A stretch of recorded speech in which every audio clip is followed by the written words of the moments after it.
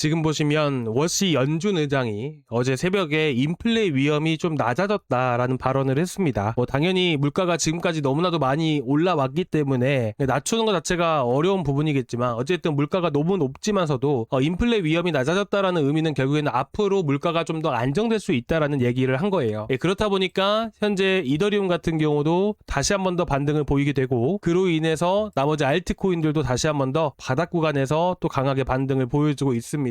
물론 이제 유가가 정말 안정된 흐름들을 보이다 보니까 지금 물가도 앞으로 안정될 수 있다라고 얘기를 한 부분이지만 여기서 여러분들이 꼭 기억하고 또 알아두실 필요가 있는 부분이 뭐냐면 제가 한 2주 전인가요? 저번 주인가요? 그래서 실질금리에 대해서 좀 말씀을 드린 적이 있어요. 자, 이거는 위험자산 시장의 유동성과도 직결된 부분이라고 보셔야 됩니다. 자, 일단은 제가 명목금리와 실질금리에 대해서 좀 말씀을 드렸었는데 예를 들어서 우리나라 명목금리는 2.5% 수준입니다. 그런데 기대 인플레이션, 향후의 물가에 대해서 얘기를 하는 게 기대 인플레이션입니다. 그래서 예를 들어서 기대 인플레이션이 3%대 수준이라고 가정을 해보게 되면 지금 2.5%에서 마이너스 3%라면 몇 퍼센트인가요?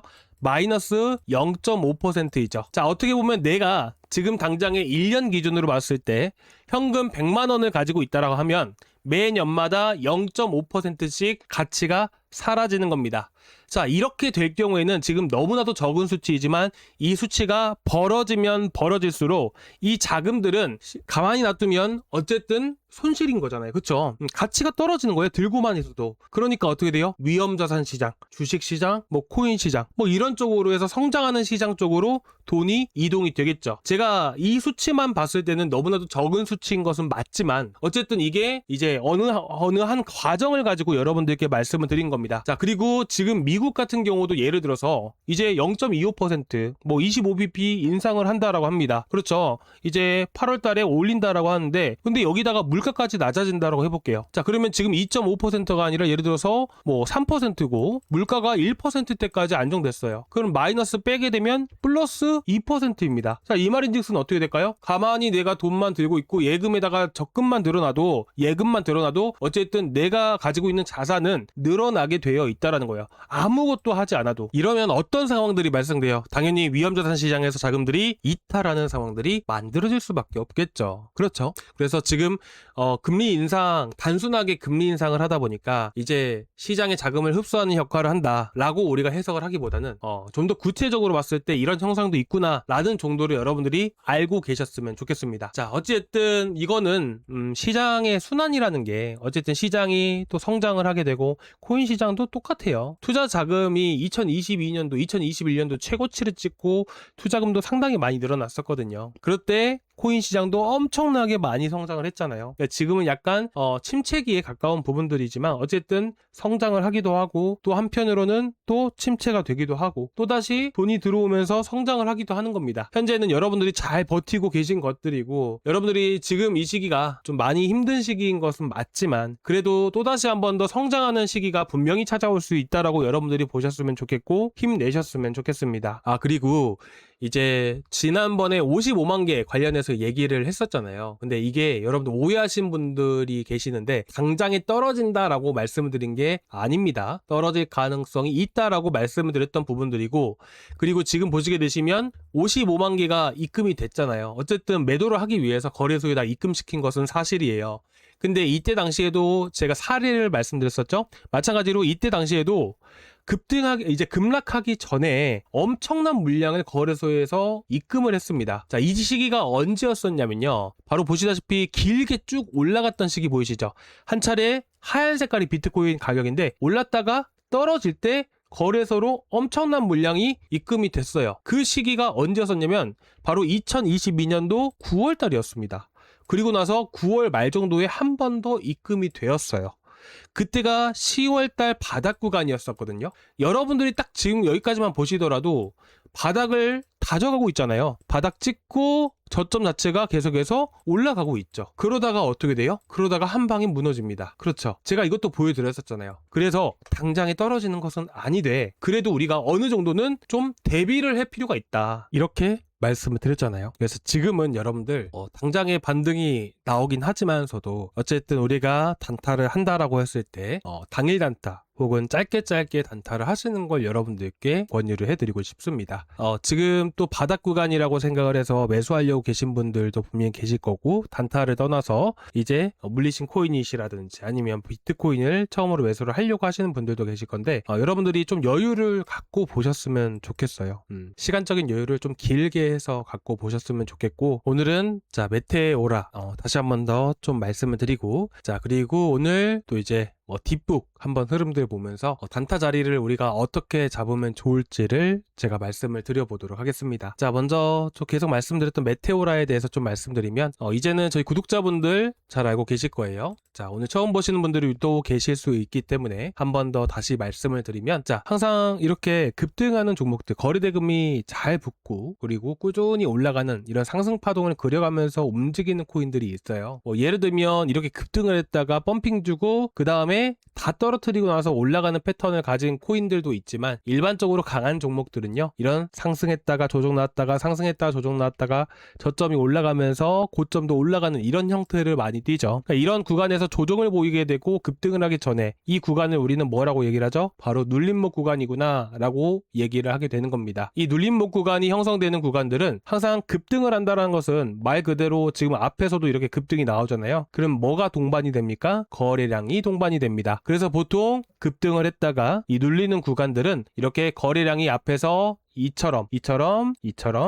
이런 식으로 거래량이 동반해서 급등하는 그런 구간을 기준으로 했을 때 눌림목 구간이라는 게 이렇게 형성이 됩니다. 그래서 보통은 이렇게 상승 파동을 타고 움직이는 종목들에 대응을 할 때는 결국 앞에서 이 정도만큼의 거래량이 붙었던 부분이기 때문에, 여기 A라는 박스 구간은 바로 매물이 많이 포진되어 있는 구간입니다. 그래서 매물이 많이 포진되어 있는 구간들을 이탈을 하고 지지라인을 깨게 되면 급락이라는 게, 투매라는 게 발생이 됩니다. 그래서 우리는 대응을 할 때 이 자리를 기준으로 해서 대응을 하는 거예요. 그래서 우리가 메테오라 같은 경우도 지난번에 한번 선을 다 그어 봤었잖아요. 최근 것만 다시 한번 우리가 한번 그어 보도록 하겠습니다. 보시게 되시면 앞에서 급등할 때만 우리가 체크를 하면 돼요. 앞에서 급등할 때, 그리고 그 이후의 흐름들이 어떻게 변하는지만 우리가 한번 체크를 해보자고요. 자, 최근에 급등하면서 거래가 많이 터졌던 구간에 선을 긋는 건데, 그 구간을 볼 때 우리가 이렇게 1시간 봉으로 보셔도 되고 30분 봉으로 보셔도 됩니다.